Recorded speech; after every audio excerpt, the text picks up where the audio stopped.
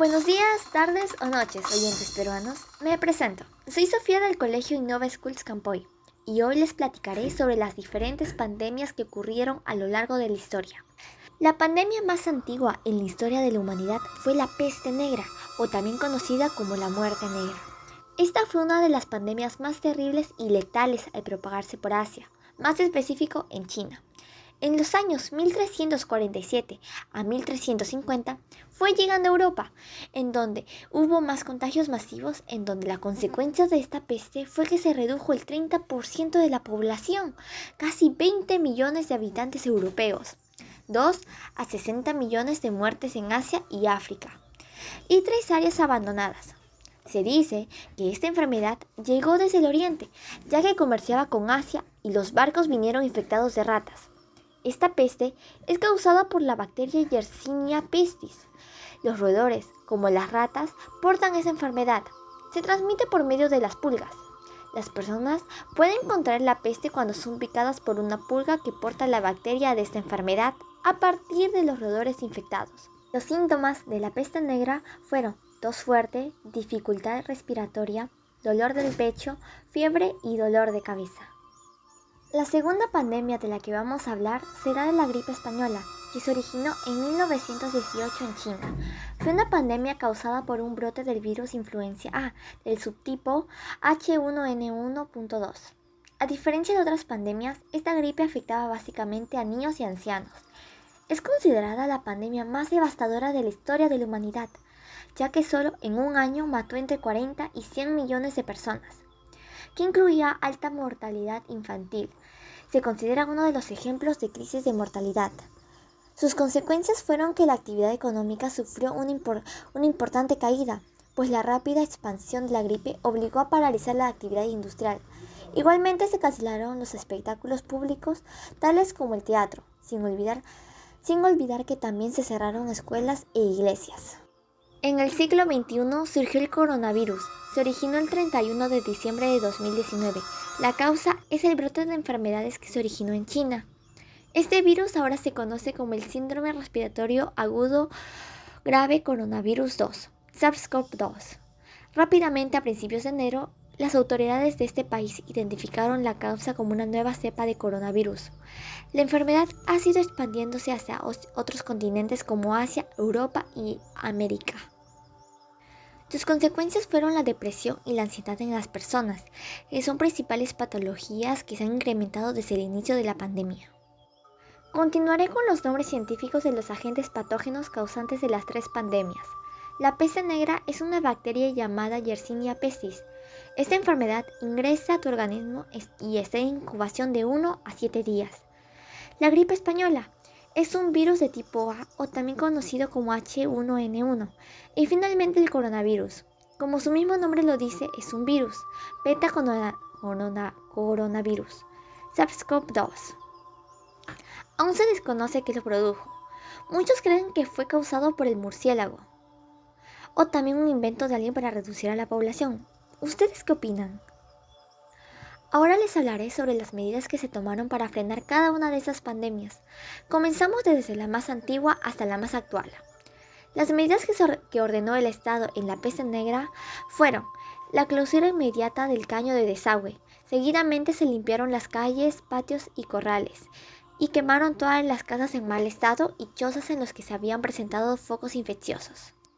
Adicionalmente, se establecieron centros de aislamiento y una estricta supervisión en el transitar de las personas. Por lo tanto, la única entrada y salida de la ciudad era a través del estero Infiernillo, y ahí era a la altura de Garita de Suárez, situado en lo que ahora es la calzada Gabriel Leiva. En ese lugar es donde se desinfectaban a los viajeros para enviarlos a las barrancas de Velódromo, espacio en el que permanecían en cuarentena por el espacio de 10 a 15 días. En el centro de aislamiento primeramente se estableció en el área de manicomio del Hospital Civil y posteriormente en el Lazareto del Valverde.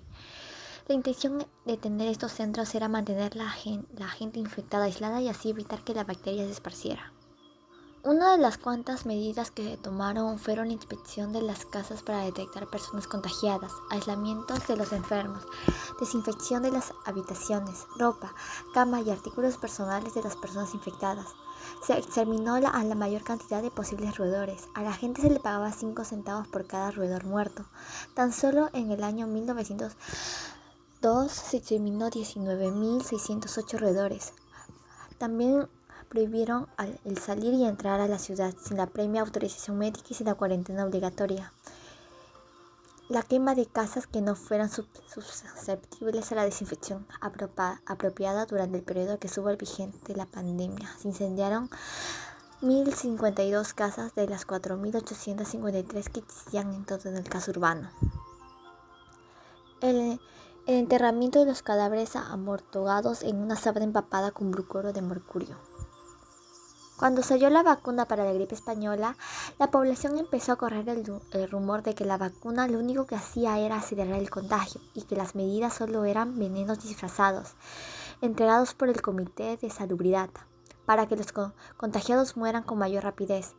Así que con estas actitudes podemos darnos cuenta de que, irónicamente, la lucha no solo era contra la espeluznante epidemia, también era necesario combatir con la tremenda ignorancia de las personas. La gripe española llegó primero a Francia desde Estados Unidos y rápidamente se extendió por toda Europa. Algunas medidas que se tomaron en el mundo fue el uso del tapabocas, aspersiones de garganta, hacer gárgaras, aislamiento, distanciamiento social, suspensión de clases escolares y la prohibición de aglomeraciones. Las medidas que tomó el gobierno para la pandemia del coronavirus fueron el aislamiento social, el cierre de centros recurridos como cines, centros turísticos, centros comerciales, etc. El uso de 1 metro de distancia, no salir a lugares concurridos a menos de que sea para adquirir cosas de primera necesidad como comida o medicinas. En mi opinión, estas medidas que estableció el gobierno al inicio de la pandemia fueron muy acertadas, ya que reaccionaron rápidamente, clausurando lugares con mucha aglomeración para así evitar más contagios y seguir propagando el COVID-19. Pero algunas personas no respetaban esas normas y la policía tuvo que intervenir. Por otro lado, la gran parte de sus ingresos de la población consta en la venta ambulatoria. Por esto, el Estado intervino dándoles un bono de 200 soles a las familias más necesitadas. Pero esta medida no funcionó del todo, ya que al dar el bono, el 32% no contaba con una cuenta bancaria para retirar esta suma de dinero, y por consecuencia tuvieron que ir al mismo banco y hacer largas filas. Esto produjo un foco infeccioso. Como dice la ex ministra de Salud Silva Pesá, afirmó que no muchas familias recibieron el bono y la canasta básica que otorgaba el Estado. Pero a pesar de esto, la cuarentena fue exitosa, ya que cumplió con su objetivo principal. Logró evitar que subieran los contagios de forma incontrolable, ya que, si no hubiera puesto esta medida sanitaria, el sistema de salud habría sido rebalsado con muchos contagios. Los especialistas en pandemias afirmaron que al reducirse el contacto entre las personas ha limitado la expansión del virus y así evitó los contagios se eleven tanto como otros países que no habían impuesto la cuarentena. Pero algunas personas no respetaban la cuarentena. ¿Por qué?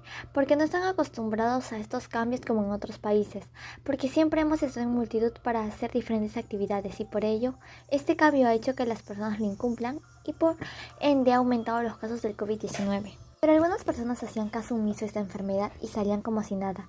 La razón es porque si fuéramos más disciplinados podríamos controlar nuestras emociones y reacciones. Así acataríamos las normas para que no se expanda más este virus.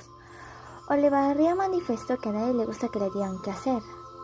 Las personas que no acatan la cuarentena piensan que el virus no les causará daño o serán inmunes a la enfermedad. Esto da a entender que la sociedad es individualista, que solo piensen en ellas mismas y no piensen en el daño que le puede hacer a otros con sus acciones, puesto que darían malas consecuencias y no dejarse guiar por el resto de las personas que no cumplen con las medidas sanitarias. El coronavirus ha puesto nuestro día a día patas arriba. Lo que hace unos meses se planteaba como una enfermedad aislada, limitada a un solo país, ahora está al alcance global. Ha esforzado a numerosos países como España e Italia a restringir los viajes, crear protocolos de todo tipo e incluso pedir a la población que se quede en casa, dejando totalmente de lado a la vida a la que estábamos habituados. La relación que guardan estas medidas adoptadas por la sociedad frente a las pandemias ocurridas a lo largo de la historia es que todos aplicaron la medida del aislamiento social, la cuarentena, suspensión de clases y se originaron en Asia, específicamente en China. Comenzaré explicándoles qué es el sistema inmunológico. El sistema inmunológico es el proceso en el que nuestro organismo actúa en conjunto para combatir infecciones y diversas enfermedades que provienen del medio externo. Se conforma por dos tipos de inmunidad, la inmunidad innata y la adaptativa. La inmunidad innata, como su mismo nombre lo llama, es innato. Ya nacemos con ello. Y la inmunidad innata ataca en general a agentes patógenos que se encuentran en el exterior y quieren ingresar a nuestro cuerpo. Esto ataca en general, todo eso. Y pertenece a la primera línea de defensa de la respuesta inmunitaria. La inmunidad adquirida, o también adaptativa, es cuando la inmunidad innata falla su función de proteger en general. Esto se activa la inmunidad adaptativa, que es específica a un solo virus nomás. Y esto sirve para que cuando el virus entra a tu organismo, lo va a guardar, es como una memoria de la bacteria o el virus, ya va a generar los anticuerpos, y para que cuando te dé una reinfección de la adquirida, ya tenga esos elementos para combatirlo y que no te afecte tanto. Pasemos a explicarles sobre la inmunidad adaptativa. La inmunidad adaptativa se divide en dos partes, la natural y la artificial. Consta en dos formas, la activa y la pasiva. La inmunidad adaptativa natural activa es cuando nos reunimos con un grupo de gente, por ejemplo, y uno de ellos está contagiado, por ejemplo, de la gripe. Esto le puede afectar de diversas formas a otros. Por ejemplo, si a ti te da el virus, posiblemente no te afecte, pero no como a otros. ¿Y esto por qué ocurre? Porque cuando nos da la gripe es porque, y no presentamos síntomas, es porque nos alimentamos bien, hacemos ejercicio y tenemos los anticuerpos necesarios para combatir esa enfermedad. Pero otras personas que no cumplen con eso, que no se alimentan bien, no hacen ejercicio y que no tienen los anticuerpos, el agente patógeno ingresa y les puede hacer mucho daño, llevándoles a la cama, generar malestar, dolor de cabeza. La inmunidad adaptativa natural pasiva es cuando una madre está embarazada y le da sus anticuerpos al bebé a través de la placenta o el cordón umbilical. Otra forma también es cuando la madre da de lactar al bebé. También se transmiten los anticuerpos. Esta acción lo recomiendan muchos especialistas de la salud, los médicos, porque se centra en un buen desarrollo para el bebé. A medida que va creciendo, ya tiene los anticuerpos necesarios. Ahora pasemos a la inmunidad adaptativa artificial.